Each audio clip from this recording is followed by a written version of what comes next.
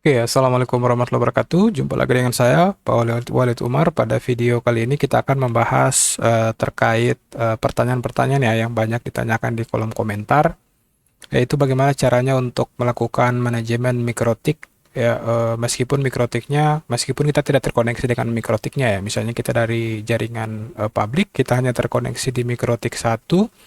Selanjutnya bagaimana ketika kita membuka Winbox itu terbaca mikrotik 2, mikrotik 3, mikrotik 4 dan mikrotik 5 ya.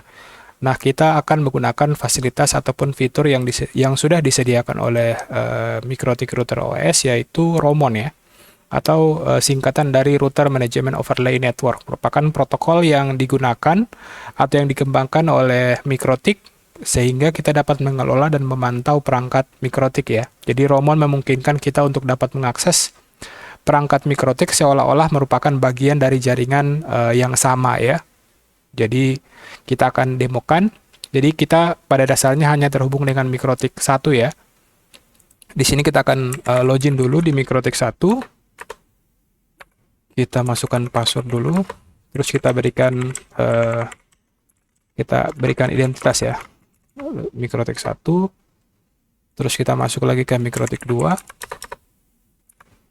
Kita masukkan passwordnya. System identity set name mikrotik 2. Terus kita masuk lagi di mikrotik 3.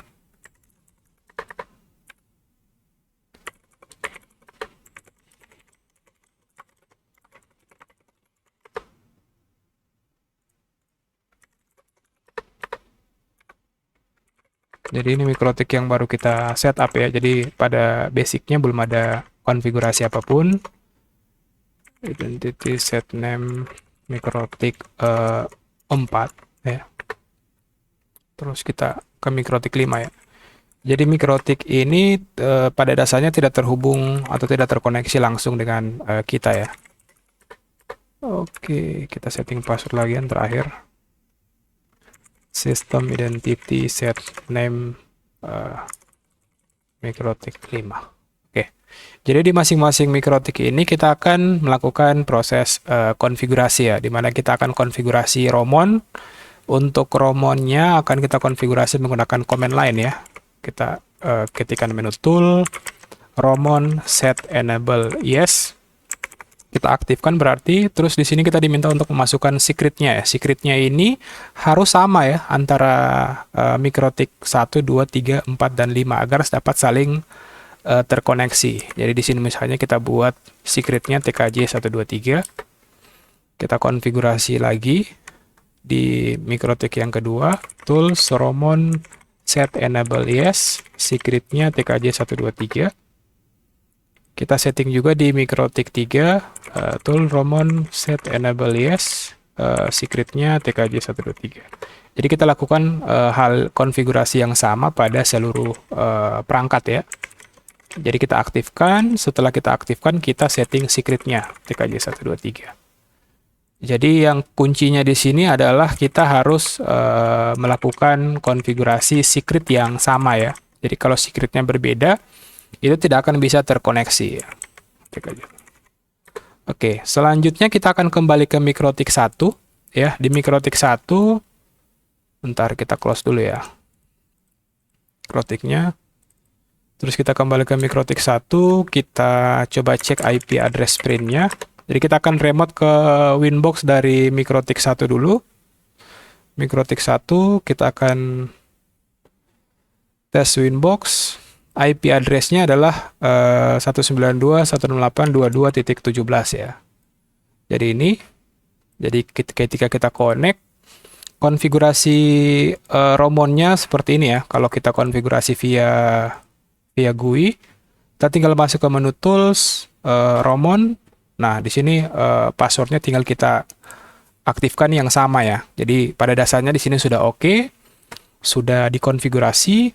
Selanjutnya kita juga bisa cek port ya, apakah dikonfigurasi di port mana saja. Di sini kita sudah konfigurasi atau kita sudah advertise ke seluruh port ya.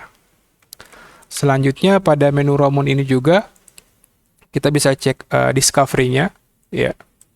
Nah, di sini kita dari sisi MikroTik 1 dia bisa melakukan discovery ke seluruh router ya. Nah, selanjutnya bagaimana caranya agar bisa terkoneksi ke seluruh router ini ya. Ke seluruh router ini kita akan buka new winbox lagi ya. Kita connect ke 22.17.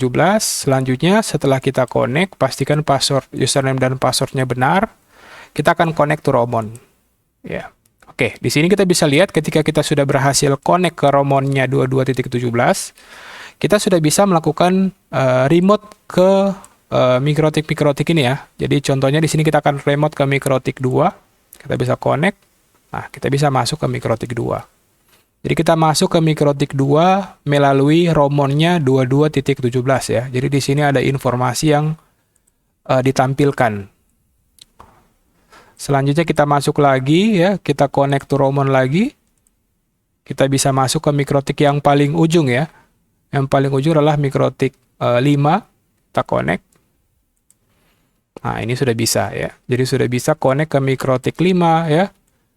Kita connect lagi ke MikroTik yang lain, itu sudah bisa semuanya ya.